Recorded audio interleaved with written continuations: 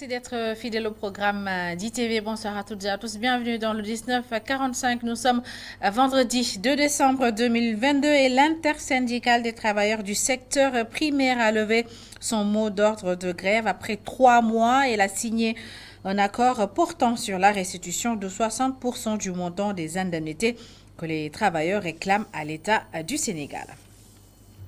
Et puis le mouvement des femmes de l'Alliance pour la République apporte son soutien à la députée Ndaya Bindiaye, victime de violences hier à l'Assemblée nationale. En conférence de presse, les camarades de parti de la parlementaire annoncent une plainte collective. Elle prévoit également d'organiser une manifestation. Les femmes de Yewi Askanui ont à leur tour réagi. Elles condamnent la violence et soutiennent qu'il y a une volonté de manipulation du camp présidentiel dans cette affaire.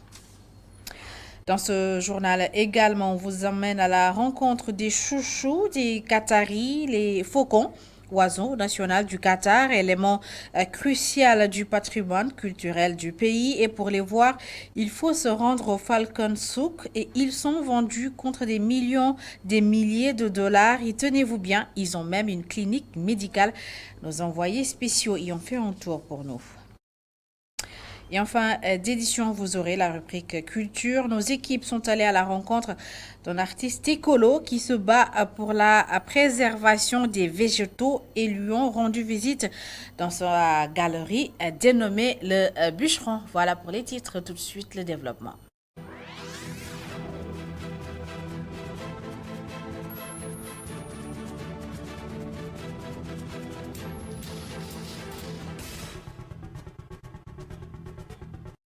Bienvenue à toutes et à tous et merci de vous informer sur ITV. Je vous le disais dans les titres, après 3 mois de grève, l'intersyndicale des travailleurs du secteur primaire lève son mot d'ordre de grève. Elle a trouvé un terrain d'entente avec l'État du Sénégal et le paiement des indemnités devront démarrer dès la semaine prochaine. Un comité technique sera également mis en place pour la prise en charge des autres préoccupations des travailleurs. Chérif Sambou est membre de l'intersyndicale.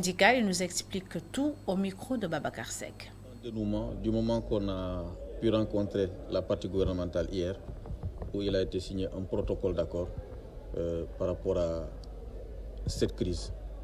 Effectivement, on avait eu une proposition de 50% de l'État. Nous avons fait une contre-proposition de 75%. Hier, après des discussions ardues, nous avons eu la proposition de 60% du gouvernement, que nous avons accepté avec la condition d'un certain package pour d'autres aspects liés aux préoccupations des travailleurs qu'on devait prendre en compte. À cette suite, il y a eu un comité qui a été mis en place pour pouvoir discuter de certains aspects qu'on devra prendre en charge dans le délai dans les 6 mois. Pour 2 ministères tels que la pêche et l'agriculture, je pense dès la semaine prochaine, je pense que ces engagements sont faits. Il y a un mot qu'il faut retenir. Nous, on avait parlé de suppression à un moment. Dans leur discours, en s'adressant à l'Assemblée, ils ont parlé de suspension. Et en fait, les paiements vont peut-être intervenir dans la semaine qui suit et aussi prendront en compte ces derniers mois auxquels on est resté sans indemnité. Les autres points, en principe, ce n'était pas dans la plateforme revendicative ou dans le préavis qui nous a poussé à aller dehors. Il y a d'abord les préoccupations liées à l'indemnité de risque, liées à l'indemnité de logement. Et peut-être nous avons eu, mieux que ça, une autre proposition émanant de l'État par rapport à toutes les recettes qu'on génère dans le département ministériel, voir comment épuiser un pourcentage pour le redistribuer au niveau des fonctionnaires du secteur. Et puis hier, en pleine séance plénière, une violente bagarre a éclaté à l'Assemblée nationale. Des scènes d'empoignades qui ont fait le tour des réseaux sociaux ont fait réagir des citoyens. Ils estiment que la cohabitation ne fait qu'empirer les choses. À l'hémicycle, Mamse Nebobabou et Sedina Mbaye. Des bagarres, des insultes, des coups de pied, les députés sont passés de la violence verbale à la violence physique. Ce jeune ne cache pas son indignation face à cette situation dans l'hémicycle. Il s'inquiète pour la stabilité du pays si cela continue. J'ai vraiment peur pour le futur de cette 14e législature. Ce qui se passe à l'Assemblée nationale est d'une gravité extrême. Ces députés-là, c'est sûr qu'ils ne répondront pas à nos attentes.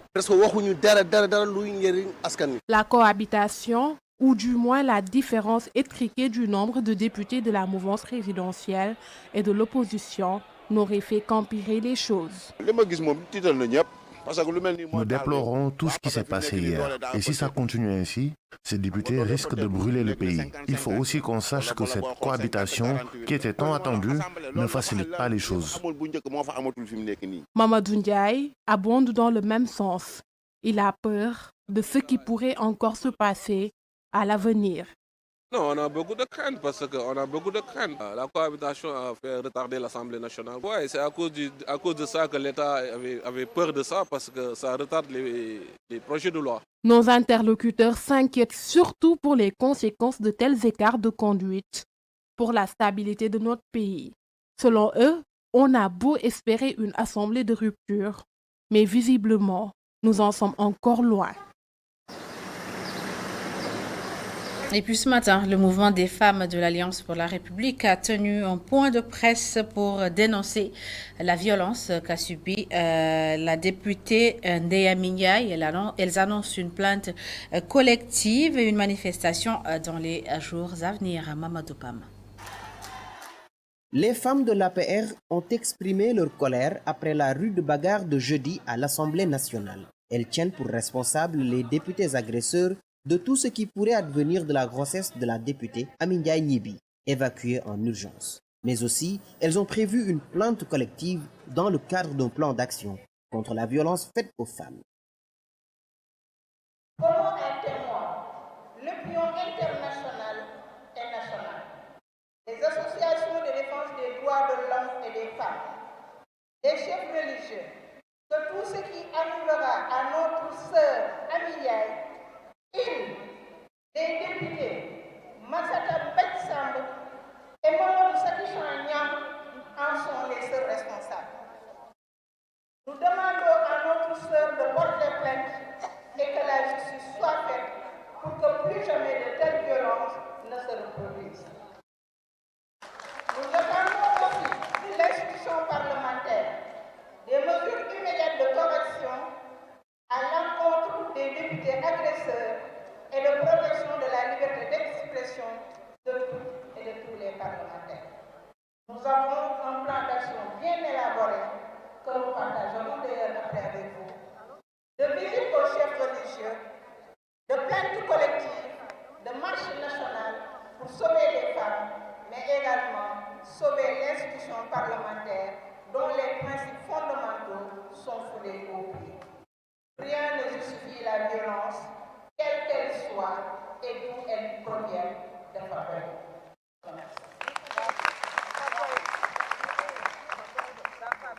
Assalamu alaikum suñu mbokk jigéen ñi. Maa ngi nuyu jigéen ñi. Arborant toutes des banderoles oranges, elle rappelle que l'incident a eu lieu pendant la quinzaine de luttes contre la violence faite aux femmes initiée par ONU Femmes. Elles en ont aussi profité pour dire que cet incident concerne autant les femmes de l'APR que celles de l'opposition.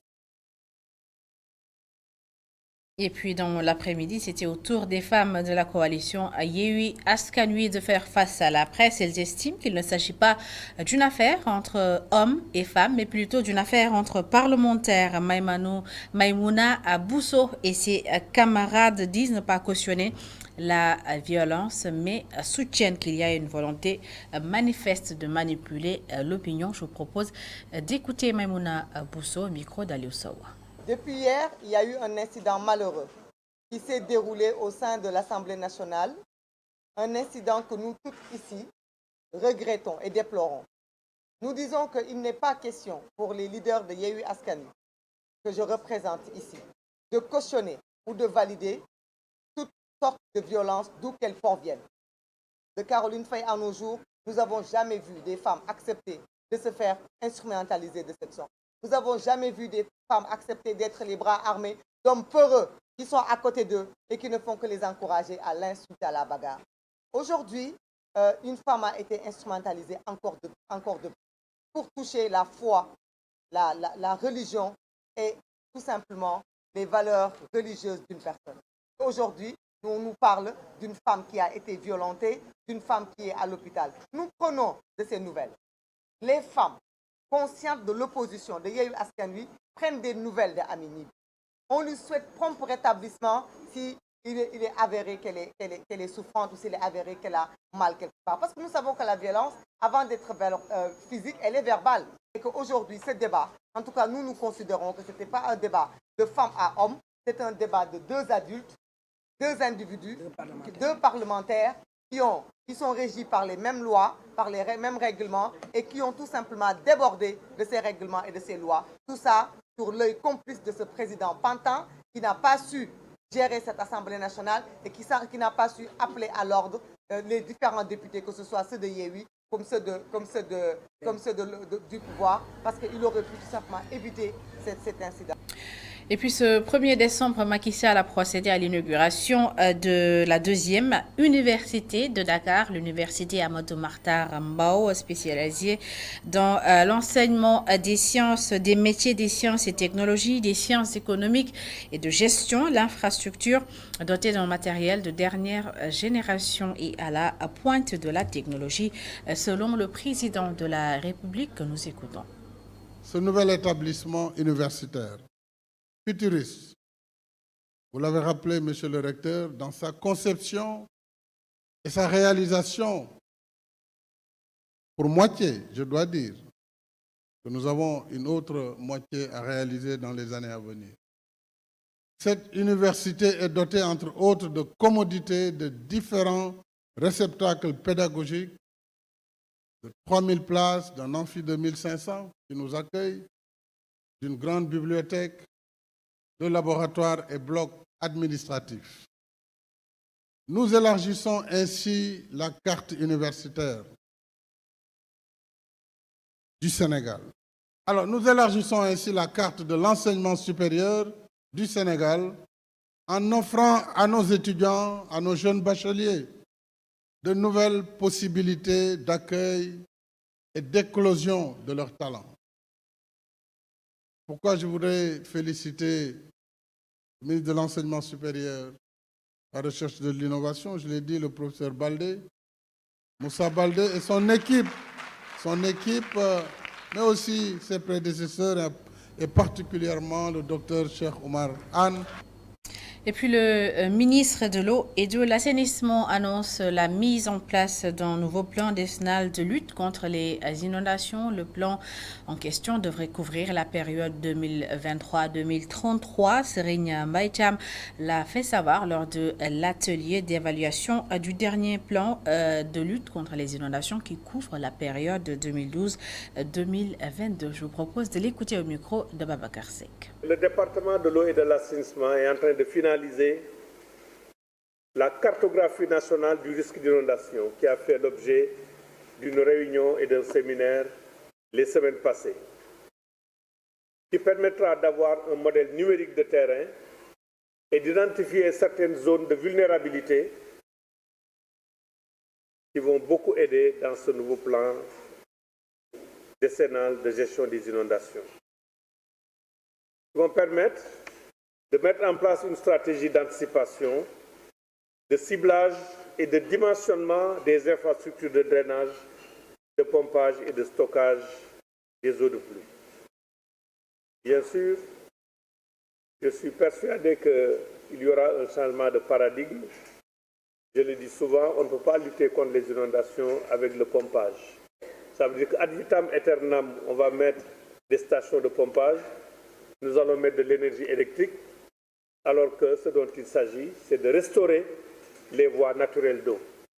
La première directive, c'est accentuer les actions de prévention des inondations par le respect scrupuleux des dispositions des codes respectifs de l'urbanisme, de la construction, de l'assainissement et de l'environnement, en cohérence avec le plan national de développement, avec le plan national d'aménagement et de développement des territoires. Et si vous avez l'habitude de passer à côté du canal 4 de Fass, vous avez sûrement dû remarquer la présence de personnes de nationalité étrangère. Eh bien, ce sont des Nigériens. Ils se sont installés aux abords du canal où ils cuisinent, mangent, dorment et font leurs besoins. Serigne Gakou Aïdara et Seydina Mbaye y ont fait un tour. Regardez. Jerrycan, seaux et valises de fortune à même le sol, des ustensiles de cuisine, de la lingerie. Ici, au canal 4 de Fass, tout se fait sur le trottoir.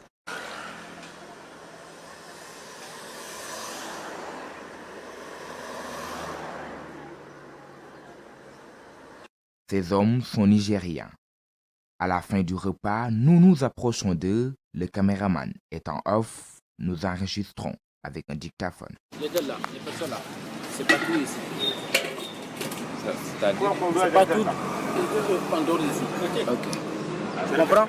Ça, ici après manger fini. Ça, lui là, il y a des places là-bas. Chantier, il dort. Il y a un quelqu'un peut-être 5 personnes ou bien 6 personnes avec sa femme, il dort ici. Ça seulement. Ça tout n'est pas ici. Mais il y a qui dort ici? On dirait qu'on vient de se faire repérer. Ici, il y a...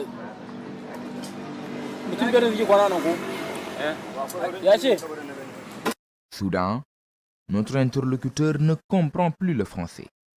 Non, tu parlais tout à l'heure, je comprends ce que tu disais. Oui. Tel un mot d'ordre, même les enfants fuient dès qu'ils aperçoivent la caméra. Si nous n'avons pas pu voir de femmes, c'est parce que plus loin, au rond-point, elles sont en train de faire leur travail, mendier. SDF ou non, en tout cas, ils ont élu domicile ici. Ils se lavent, dorment et font leurs besoins sur place comme si tout était normal, au point que les citoyens s'y sont presque habitués.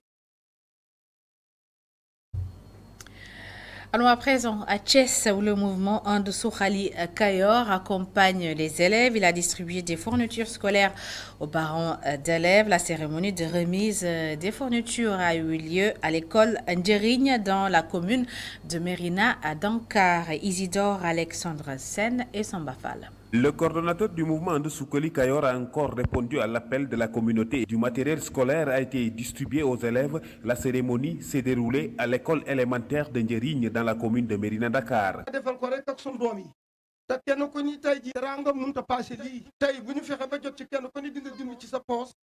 Notre joie est immense. Cette cérémonie réveille une importance capitale pour nous parents et nos enfants, car les temps sont durs. Nous n'avons pas oublié votre appui également à l'école coranique.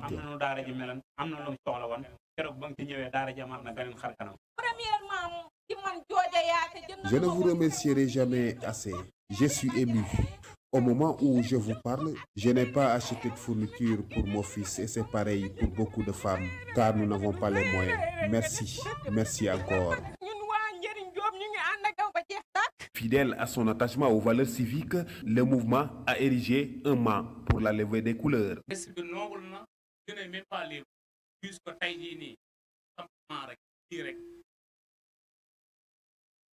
Peut-être beaucoup de ce n'est rien. Non, mais ça c'est beaucoup parce que moi représente tey. Bala ngeen a xam dëgg-dëgg Mérina Dakhar commune Mérina Dakhar toute Kayor bala ngeen a xam dëgg-dëgg. Je dis toute la commune de Mérina Dakhar, tout le Kayor. Vous pouvez compter sur nous. Nous serons toujours présents à vos côtés. Ce qui nous lie dépasse les questions politiques. Le développement, c'est un tout. Santé, éducation, infrastructure routière. Il s'agit là d'un viatique pour nous. Politique ñaari fan ñetti fan la bu jeex waaye développement àdduna la développement c'est toute une vie c'est au jour le jour développement santé la nga xool naka la santé war a doxee développement ay yoon la nga xool naka la ay yoon mën a amee développement éducation la nga xool naka la sa ay doom sa ay jarbaat sa ay nattangoo mën a jëme ca kanam naka la daara yi mën a doxee développement agriculture la nga xool naka la jigéen ñi mën a amee am mbayum noor ak mbayum nawet. L'épanouissement des élèves préoccupe également le coordonnateur du mouvement et ses amis. Bientôt, des toilettes pour garçons et filles. À la fin de la cérémonie, des prières ont été formulées à l'endroit du mouvement And Sukkoli Kayor. L'ambassadeur itinérant chargé des relations religieuses du gouvernement américain a visité la mosquée Massalikul Jinan, une visite de courtoisie qui vise à raffermir les liens entre la communauté mouride et le pays de l'oncle Sam. L'ambassadeur a salué les avancées du Sénégal dans le cadre du dialogue interreligieux. Paul Dacosta et Barasawa.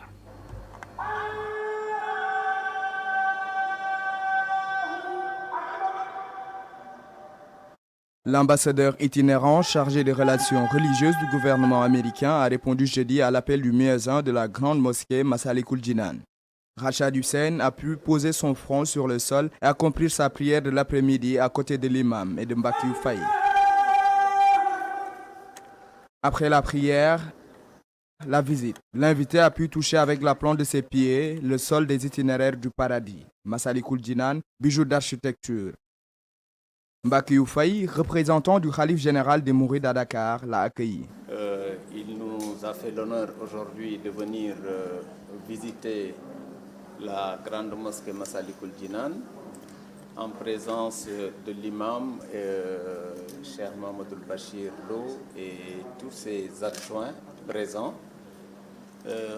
On a eu l'honneur de lui faire visiter l'édifice. Et il a été impressionné de la qualité, de la beauté et de cet édifice qui est dédié à l'islam globalement. C'est-à-dire quand on parle de l'islam que nous partageons avec toute la communauté musulmane du monde. Cette visite est l'occasion de raffermir les relations entre la communauté mouride très importante aux États-Unis et le pays de l'oncle Sam. Le concerné a profité de la visite pour saluer les avancées du Sénégal dans le cadre du dialogue interreligieux. Une visite extraordinaire que nous venons de faire. J'apprécie énormément l'hospitalité du pays, j'apprécie la géographie du pays. Le peuple sénégalais est un merveilleux pays. Donc c'est ma troisième visite au Sénégal et l'objet de la visite a été vraiment de consolider les efforts déjà que le Sénégal est en train de faire en ce qui concerne la liberté religieuse, la tolérance. Et nous savons que nos deux peuples travaillent main dans la main. Il y a beaucoup d'Américains aux États-Unis qui travaillent main dans la main avec les Sénégalais pour renforcer cette harmonie, renforcer ce vivre ensemble dont le Sénégal est un grand exemple. J'ai eu l'opportunité de rencontrer des leaders religieux aussi bien du côté des musulmans que du côté des chrétiens. Et l'harmonie que j'ai constatée au sein de la communauté sénégalaise est un exemple à saluer. Et les États-Unis ne ménageront aucun effort pour poursuivre cette collaboration, pour faire en sorte que ce travail, ce modèle sénégalais puisse être propagé partout. And we look forward to expanding our partnership and continuing to work together for the years to come. Thank you so much. Avant de demander à partir, Rachad Hussein a reçu des mains de l'imam des livres consacrés à l'œuvre de Serigne Touba. Dans la foulée, il a pu signer les livres d'or de la mosquée. Chaque année, aux États-Unis, la communauté mouride rend hommage à Serigne Touba à l'occasion de la journée du Bambas Day. Le 30 novembre 1865, à Pathé Badiane, les forces musulmanes dirigées par Almami Maba Diakhouba ont combattu les forces françaises commandées par le gouverneur Pinet-Laprade. Plus d'un siècle et demi après, ce site devenu historique va être modernisé. C'est le ministre de la Culture et du Patrimoine historique qui en a fait l'annonce lors de la commémoration du 157e anniversaire de cette victoire. C'était à Pau Costo, à Damassar et à Stumbaye pour les détails. Moderniser le site historique de Pathé Badiane pour rendre hommage à Almami Maba Diakhouba, c'est l'objectif fixé par l'État du Sénégal. Selon le ministre de la Culture et du Patrimoine historique, plusieurs ouvrages seront réalisés sur le site. Suivant les instructions de son Excellence, M. Macky Sall, président de la République du Sénégal, ministre de la Culture et du Patrimoine historique que je suis, entend travailler de manière résolue dans cette direction. C'est pourquoi nous allons travailler à réaliser une stèle en forme de halo pour traduire la dimension religieuse de feu Maba Diakhouba. Construire une mosquée sur le site qui sera un espace de recueillement pour tous les voyageurs désirant faire une halte afin de joindre l'utile à l'agréable. Sécuriser le site suivi par une délimitation du théâtre des opérations qui porte la mémoire des lieux. Selon lui, Almami Maba Diakhou est une figure emblématique de l'islam. Il est le premier à recevoir le legs de El Hadj Omar Foutiyou Tall, un pionnier, et j'insiste sur le mot pionnier dans ce domaine, au Saloum et en Sénégambie. Rappelons-nous que nous sommes entre 1850 et 1867. Pour l'objectif pédagogique, donc de la formation, il a réuni autour de lui de très grands érudits comme Mam Mor Anta Sali, père de Cheikh Mohamedou Bamba Mbacké, le saint fondateur du mouridisme, et El Hadj Abdoulaye Niass, le père de Cheikh al-Islam Ibrahima Niass d'Ibaye ou Barham. C'est dire qu'il a constitué une véritable université avec des maîtres de rang ultra élevés qui ont formé d'autres grands maîtres éparpillés à travers tout le pays pour enseigner le Coran, diffuser et consolider la foi islamique. Maba s'est appuyé aussi sur les valeurs cardinales de la tradition, celles qui induisent un enracinement tellement profond que l'on s'approprie la terre des ancêtres comme un patrimoine inaliénable. Il est ainsi un véritable conservateur du patrimoine matériel et immatériel. Maba, c'est ensuite le résistant, le combattant, le guerrier, mais d'abord le stratège. Pour rappel, à Pathé Badiane, le 30 novembre 1865, les forces musulmanes dirigées par Maba Diakhou ont battu les forces françaises commandées par le gouverneur Pinet-Laprade. Et puis hier, jeudi 1er décembre, s'est tenue à la place du Souvenir la 4e édition du gingembre littéraire sur le vivre ensemble. Le thème porté sur les médias et la cohésion sociale, une réflexion sur le dialogue des civilisations et la place de l'Afrique dans le 21e siècle a également été posé. Bigenjai Diouf pour les détails. Le thème de l'édition 2022 du gingembre littéraire et médias et cohésion sociale, une manière de se pencher sur le rôle des médias traditionnels, des nouveaux médias dans la cohésion sociale.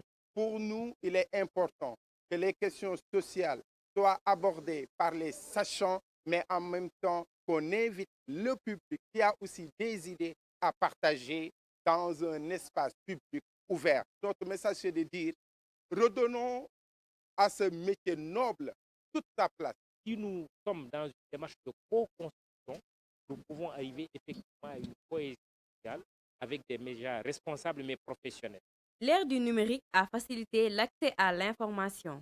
Se pose donc le problème de la formation des journalistes et la régularisation du secteur. La régulation est une manière d'harmoniser le paysage. Dans les règles, voir comment on le développe, mais également à travers ce qui est essentiel, c'est la formation. La responsabilité des journalistes et leur liberté ont aussi été évoquées. Il faut toujours adosser la liberté à la responsabilité. Il faut également faire preuve de professionnalisme. Le journalisme a ses règles, des règles universelles.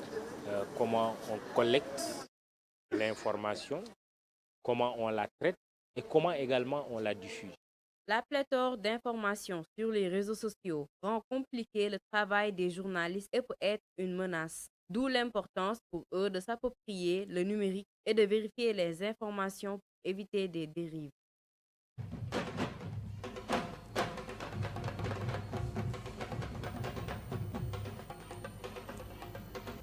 La fenêtre culture de ce soir s'ouvre sur un artiste écolo. Il s'appelle Abdoulaye Ngom. L'homme mène un combat sans relâche pour la préservation des végétaux et depuis bientôt 10 ans, l'artiste sénégalais sensibilise pour la préservation des végétaux à travers sa galerie dénommée Le Bûcheron.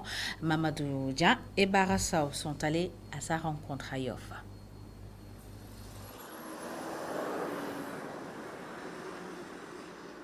Abdoulaye Ngom est retranché dans cet endroit.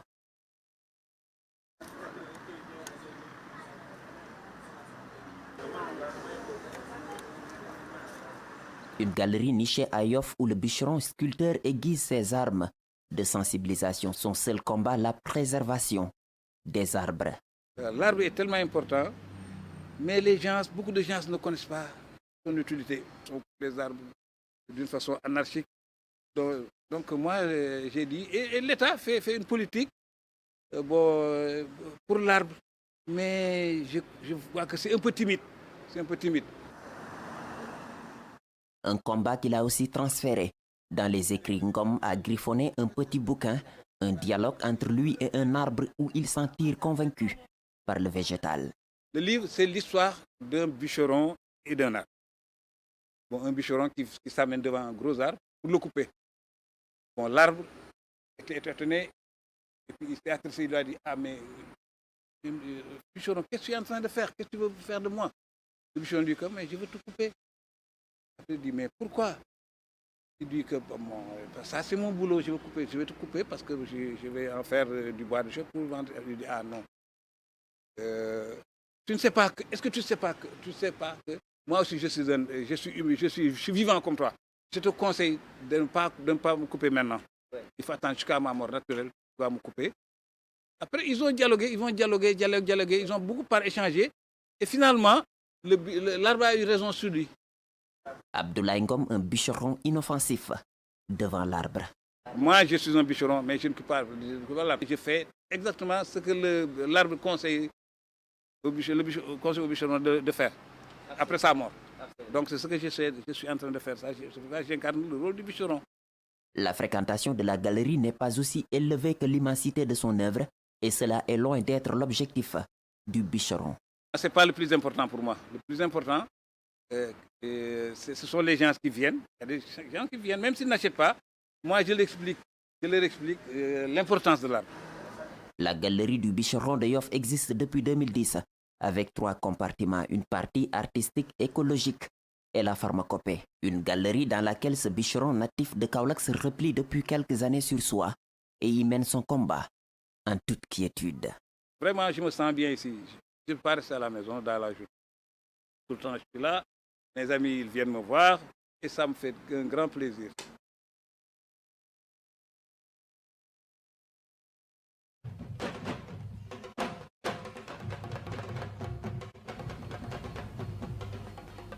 Allez, allons à présent à Doha, non pas pour parler de l'équipe nationale du Sénégal et de la Coupe du Monde, mais plutôt pour parler du faucon, l'oiseau national du Qatar. À Doha, les faucons sont très honorés et célébrés parce qu'ils représentent un élément essentiel du patrimoine culturel du Qatar. Et en cette période de Coupe du Monde, le Falcon Souk est la plus grande attraction. Seykou Seydi et Serigne Saliou Dem ont visité pour nous. Regardez. Au Qatar, le faucon est roi. Cet oiseau doté d'un bec crochu et d'une vision perçante reflète la richesse culturelle du pays. Cet oiseau est respecté dans notre culture. Il est très spécial chez nous. Et pour le comprendre, il faut vraiment venir ici. C'est un marché spécial pour les faucons. Ce bâtiment, situé au sein du marché Souk Waqif, abrite le centre des faucons. Chaque jour, plusieurs supporters s'y rendent pour visiter ou pour acheter. C'est l'oiseau national du Qatar. Toutes les personnes qui viennent dans ce pays viennent dans ce lieu pour l'apercevoir. Des personnes en achètent pour ramener dans leur pays. Nous avons des races de Dubaï, d'Arabie Saoudite et de Qatar. Michel Levis et Nader Hankouk sont venus des États-Unis pour la Coupe du Monde. Ils sont impressionnés par les conditions de vie de ces oiseaux. Ils comptent d'ailleurs en acheter au retour. C'est de magnifiques oiseaux, mais je ne connais pas trop comment s'y prendre. My kids love animals and find birds very powerful, majestic. Mes enfants adorent les animaux. Les oiseaux encore mieux. Ils seront heureux que je leur ramène une partie de la culture d'ici. Il n'y a pas de plus magnifique que cet oiseau. En face de ce bâtiment se situe l'hôpital des faucons, une structure sanitaire avec toutes les modalités pour une bonne prise en charge de ce patrimoine culturel qatari. L'accès pour la caméra est interdit. Il faut une autorisation de la direction de l'hôpital.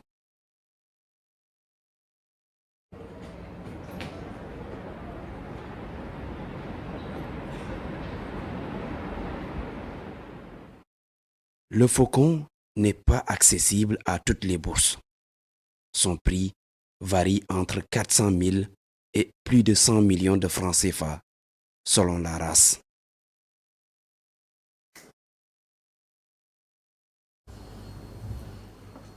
Eh bien, c'est des faucons vraiment chouchoutés. Merci beaucoup à Saïkou Saïdi pour ce magnifique reportage. Merci également à Serine Salioudem. C'est la fin de cette édition. Merci à toutes et à tous de l'avoir suivi. Merci de votre fidélité. L'information continue sur notre site internet le www.emedia.sn. Bonne suite des programmes sur ITV.